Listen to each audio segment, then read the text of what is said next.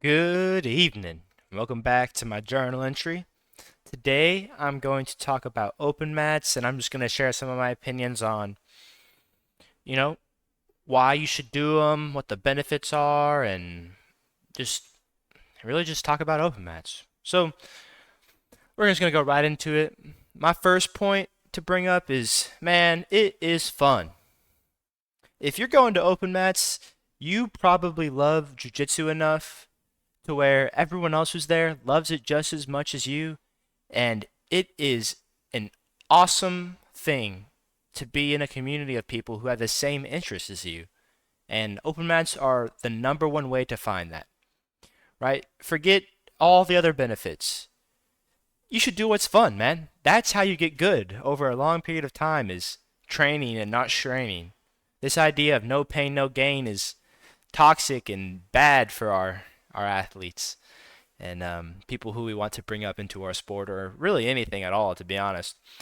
Um, so, yeah, I mean, what is more fun than doing something you love with another person who loves it equally or just loves it? Who cares if we're measuring love? Love is love, and they love it. And y'all are just having fun. That's all you need to do. But let's talk about some other benefits, right? So, let's talk about the skill aspect, okay, and why going to open mats can make you more skillful, and why going to open mats sooner in your journey will actually have a longer term effect on you, that which will make you more adaptable and actually help you get more skillful. So, the first one, let's talk about why you should go to open mats as a new person. The first thing is when you're a new white belt, it's real easy to set mental blocks in your head against people who are upper belts. Because the first 6 months, there's going to be an adjustment period to where you're getting used to the sport, and that might mentally block you, but it only mentally block you with the people who've destroyed you. And then after 6 months, you might have the physical capacity and skill to beat them, but the only piece that's missing is the mental belief of I can murk you. So that's one thing to think about, right? You go to another gym, maybe it's a no gi open mat, maybe it's a gi open mat, maybe it's a do whatever you want open mat, especially if it's no gi. You just roll with everyone.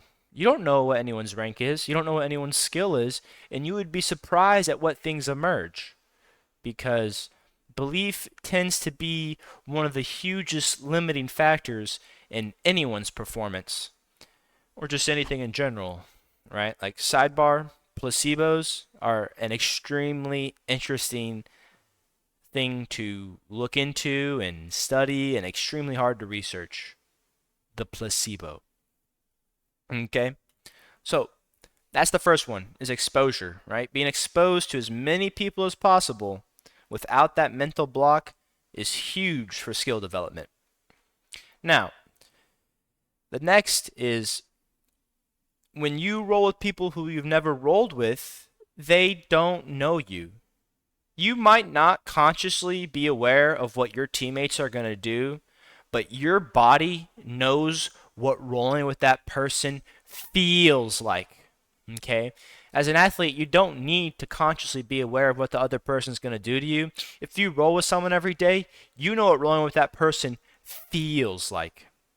And it's huge to understand what rolling with other people feels like. You want to feel as many people as you can to get more adaptable and become more skillful. Novelty is going to be the biggest problem, right? That's the biggest problem. People people tend to be more resilient and show up more when they understand why they are losing as opposed to not knowing why. Okay? Next, the social component. Okay? It's always good to get to interact with humans, man. We're simple human. We're simple things. We're creatures who want to be in a community in the tribe, and there's so much out there to go see and to go do. Every gym is a little bit different, and it is a nice fresh breath of air to just go places, man. Go to all those open mats, go see what everything's like, and just immerse yourself in what you love, or if you want to get better and learn to love it.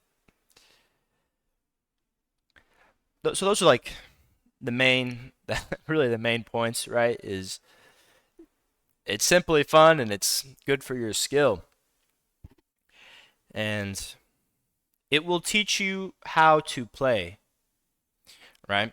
Learning how to play with people is huge. If you can't play, you can't perform, right? There's this. Let's not say that as a